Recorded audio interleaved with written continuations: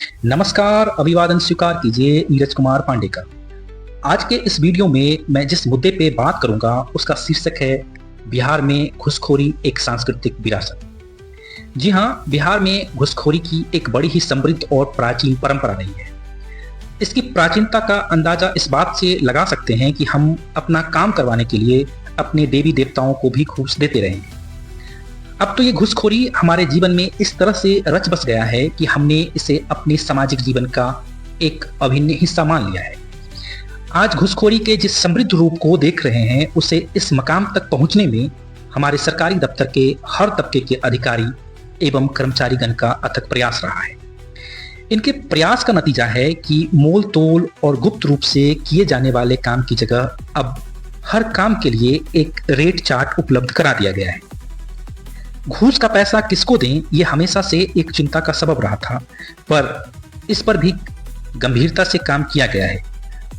अब हर सरकारी दफ्तर के अगल बगल की चाय या पान की दुकान पे जनता की सुविधा के लिए दलाल उपलब्ध करा दिया गया है।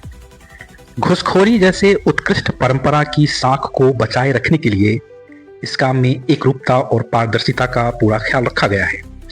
उदाहरण के लिए, यदि आपको किसी व्यक्ति का मृत्यु प्रमाण पत्र बनवाना है तो उसका जो एक तय रेट है वही देना पड़ेगा, चाहे वो व्यक्ति किसी भी जाति धर्म का रहा हो, वो पेंशन भोगी रहा हो या गरीब मजदूर, इससे कोई फर्क नहीं पड़ेगा। बिहार में कुछ काम के लिए तो रेट इतना कम है कि बिहार की तुलना में भारत के कोई भी राज्य आसपास भी नहीं ठहरते हैं। यदि आपकी उम्र 40 साल भी है तो मात्र 200 रुपये में आपके आधार कार्ड में उम्र बढ़ाकर आपको वृद्धा पेंशन दिलवाने का प्रशंसनीय कार्य बिहार की धरती पे बेहद पैमाने पर किया जा रहा है। ऐसा करने के पीछे बड़ी ही वैचारिक सोच है। बिहार जहां 34% से ज्यादा यानी 94 लाख परिवार गरीबी रेखा से नीचे गुजर बसर कर रहे हैं, ऐसे परिवार के लोग तो सामान्यतः 40 वर्ष में ही वृद्धा हो रहे हैं, तब भला उन्हें 20 वर्ष का इंतजार करवाना उचित कैसे हो सकता है। आधार कार्ड में उम्र कम करवाने का रेट तो थोड़ा अधिक है। यदि आप 30 साल के हैं और फिर से मैट्रिक की परीक्षा देने के लिए अपनी उम्र 18 साल करवाना चाहते हैं तो बजट करीब 2000 आएगा। खैर, 2000 में अगर बच्चे का भविष्य संवरता है तो इसमें कोई नुकसान नहीं है।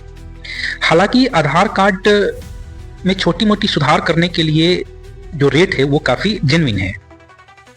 आवासीय, आय और जाति प्रमाण पत्र का रेट तो आश्चर्यजनक रूप से काफी कम है। इसी प्रकार जमीन संबंधी काम जैसे दाखिल खारिज या रसीद कटाने जैसे काम के लिए एक निश्चित रेट तय कर दिया गया है, जो कि जमीन के प्रकार पर निर्भर करता है।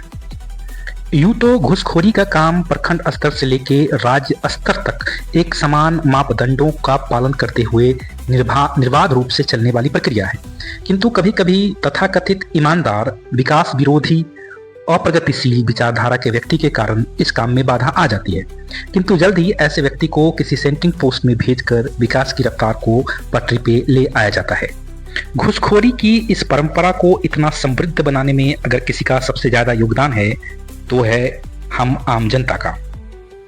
हालांकि कुछ पुराने और दकियानुसी विचारधारा के लोग बीच बीच में घूसखोरी की इस गौरवमयी परंपरा के खिलाफ खड़ा होते रहे हैं, किंतु हम आम लोग हमेशा ही ऐसे घूसखोरी विरोधी मानसिकता के लोगों का सर कुचलते आए हैं।